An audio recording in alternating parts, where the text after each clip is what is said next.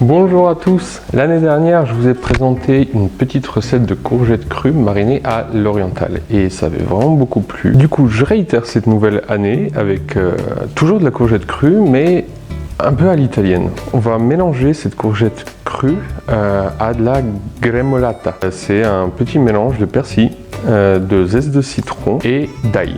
C'est un petit mélange aromatique qui du coup est utilisé en cuisine traditionnelle italienne, je crois dans le coin de Milan. Ce nom vient du fait que tout est haché assez petit dedans. Et c'est ce qu'on va faire avec la courgette en plus dedans. Mais en plus, il peut arriver que dans la gremolata italienne traditionnelle, on rajoute de l'anchois. Donc, comme c'est pas du tout végan. Et j'avais envie d'essayer de rajouter ce petit goût marin, mais bien sûr, ce coup-ci, ce sera avec des algues. Alors c'est le seul ingrédient un petit peu exotique, quoique ça vient de Bretagne. Mais ça se trouve facilement en magasin biologique. Donc on va se retrouver avec de la courgette qu'on va présenter soit en entrée, soit pour un apéro dînatoire. Et l'idée c'est de faire une petite présentation mignonne où on pourra cacher dedans quelque chose. Sans faire trop de chichi, je voulais rajouter ici simplement une tomate cerise au cœur de cette préparation pour avoir un petit goût doux. C'est une recette rapide, avec plein de saveurs dedans et toute simple. Et encore une fois, ça permet de manger de la courgette d'une autre manière, crue, avec tous les bienfaits que ça peut apporter.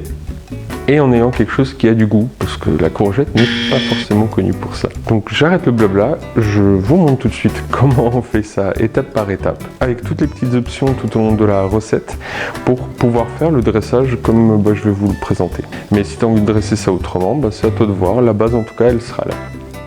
Donc on aura forcément besoin d'une courgette. Là je vais faire deux variations de décoration, donc je double, mais je donnerai aussi toutes les proportions pour une personne, comme ça sera plus simple à multiplier, à calculer. Donc là, cette courgette elle est un peu trop grande, je vais déjà couper un bout, donc il va me falloir à peu près 200 grammes, 200-220 grammes, ça dépendra de la manière dont on dresse ça du contenant.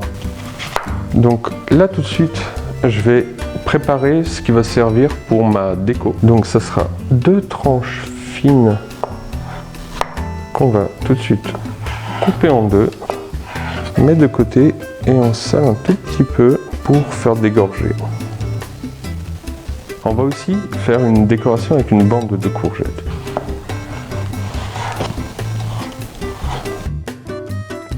Que je vais aussi saler. Le reste de la courgette, du coup, on va le râper. Mais avant ça, je vais hacher tout ce qu'il nous faut pour la gremolata. Alors, j'ai du persil plat. Pour deux, ça sera une poignée, donc une demi-poignée pour une personne. Ça qui est haché. On aura besoin d'ail aussi. Alors là, c'est une énorme gousse. Pour une personne, ça va vraiment être à peu près l'équivalent d'un ongle de petit doigt, quoi. Ça ne doit pas être trop aillé et ça prend très vite le goût d'ail, donc il ne faut pas du tout en mettre trop. Comme une petite tranche comme ça devrait suffire.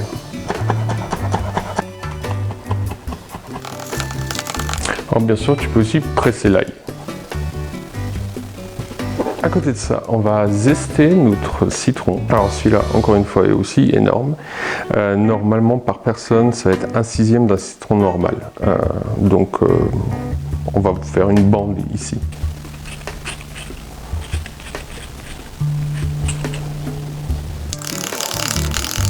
Notre base de gremolata est donc prête. On va pouvoir maintenant râper la courgette.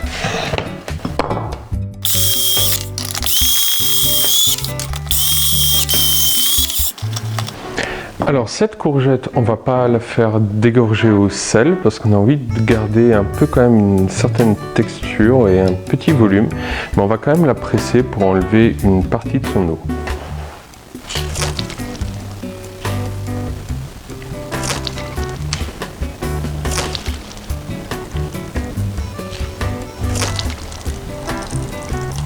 Alors on a le légume qui garde un croquant. Qu'il peut perdre si on met dans du sel. Donc là-dedans, on va mettre notre gremolata. Ici, c'est des algues en paillettes, fines. Et là j'ai choisi de la laitue de mer parce que elle est verte, déjà ça va bien aller avec la courgette, elle a un goût assez doux, donc ça évite de déplaire à des palais un peu trop sensibles.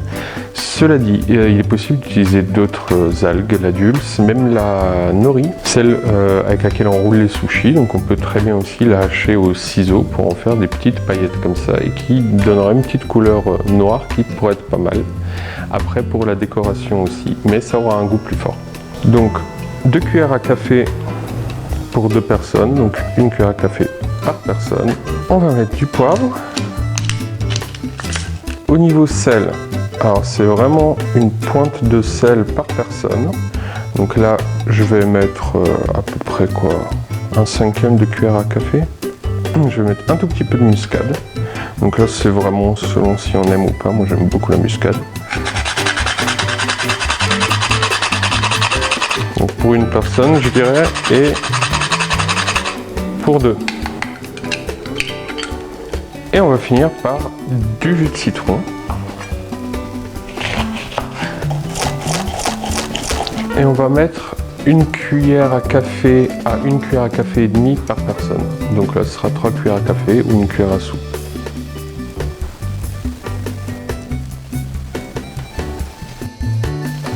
Et on mélange tout ça. Alors il faut essayer de ne pas écraser la courgette pour qu'elle rentre pas trop de jus. Et maintenant on va juste laisser ça au frais, le temps de préparer tout ce qu'il nous faut pour la décoration, le dressage. Alors on peut s'occuper du dressage et je vais te proposer d'utiliser une tasse à expresso. Donc je me dis c'est quelque chose que beaucoup de gens ont chez eux et si tu n'as pas le volume, je pense qu'on doit être à peu près à 8-10 centilitres je crois, et essayer de trouver un peu ce qui pourrait aller. De toute façon, on va s'aider d'une petite languette en papier sulfurisé pour démouler le tout, donc ça devrait marcher avec tout. Alors, par sécurité, je vais quand même doubler l'épaisseur parce que l'humidité a tendance quand même à ramollir le papier sulfu et il risque de craquer si on attend un peu trop longtemps. Donc, on va mettre un tout petit peu d'huile dans nos moules. Pas grand chose, moi ici j'utilise de l'huile de sésame, tu peux utiliser n'importe quelle huile. Vu qu'on va utiliser du sésame noir après, j'utilise de l'huile de sésame.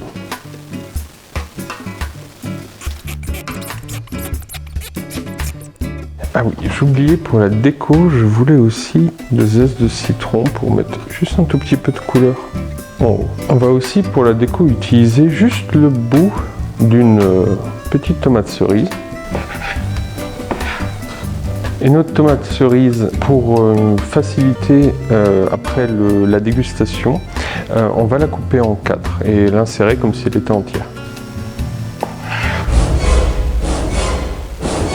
Ouh.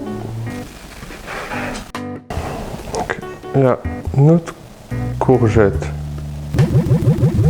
elle s'est un petit peu ramollie. Et c'est ce qu'on voulait. Là, il y a le bois qui absorbe. Ça peut marcher sur de l'essuie-tout aussi. On va mettre notre petite languette qui va nous servir à démouler. On va déjà mettre une première couche. Donc l'idée, c'est qu'il faut tasser un tout petit peu, mais pas trop, pour éviter de rendre trop de jus, mais quand même assez pour mouler la chaux. Voilà, on va laisser un tout petit peu d'espace au milieu. Et là, on reconstitue notre tomate. Et on continue de remplir.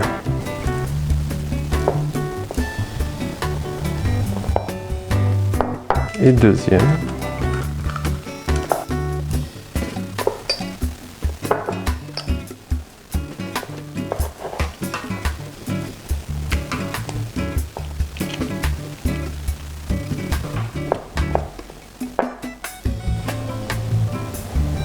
Quasiment tout est rentré. En fonction du contenant, ça va être plus ou moins juste. Au pire, ce sera un peu moins haut. Alors l'idée, c'est de ne pas trop tarder non plus, parce qu'il n'y a pas vraiment d'intérêt. Ça lâche un peu de jus, mais ça va pas non plus lâcher beaucoup de jus. donc tout va bien. Si on doit le garder un tout petit peu au frigo, juste à savoir que le papier risque quand même de s'imbiber et après pour le démoulage ça peut être compliqué. Donc vaut mieux garder de côté avant moulage et préparer juste un peu à l'avance. On va parfaire un tout petit peu la déco, un peu de paprika sur nos courgettes pour mettre de la couleur. On va essayer le premier. Donc on met une petite tension.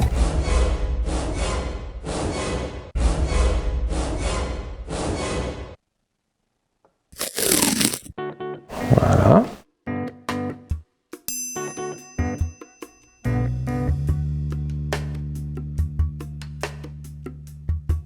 Le deuxième sur un support blanc. On met attention avec les doigts sur le papier et on soulève doucement parce que c'est un petit peu fragile. Et donc là, on va finaliser la déco. Ici, on va mettre nos demi-ronds.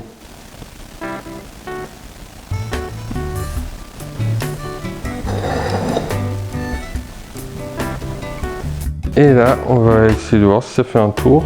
J'ai un doute. Presque. C'était presque bon.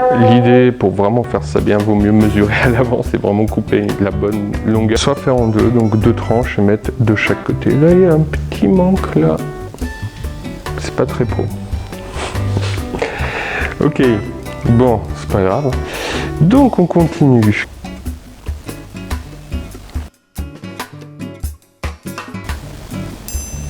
Et là, on voit du sésame noir pour mettre un peu plus de contraste.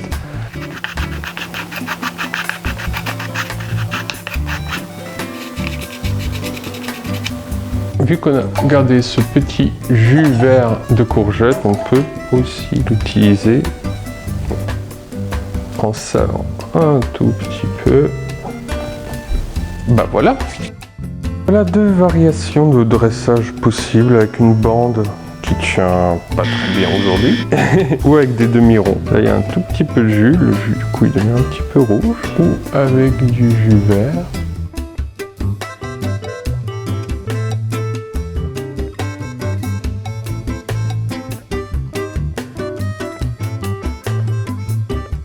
Et donc, dans l'idée, il faut en dégommer un. Alors du coup, quand on le mange, c'est d'apercevoir la petite tomate qui se cache dedans, qui fait la continuité de ce qu'il y a en haut. Et du coup, quand on tombe dessus, on a vraiment ce côté fruité et sucré qui va rééquilibrer l'acidité de l'ensemble et le côté marin. C'est assez vif, très frais. C'est pour ça que la grémolade d'ailleurs a été inventée. C'est pour le côté fraîcheur. Donc une autre manière de déguster de la courgette avec du goût et qui soit joli aussi à présenter sur une table. Alors j'espère que tu vas te tenter à faire cette recette et tu me laisses un petit commentaire en dessous si ça t'a plu ou si ça t'a pas plu, ça marche aussi. À bientôt pour une autre recette sans courgette.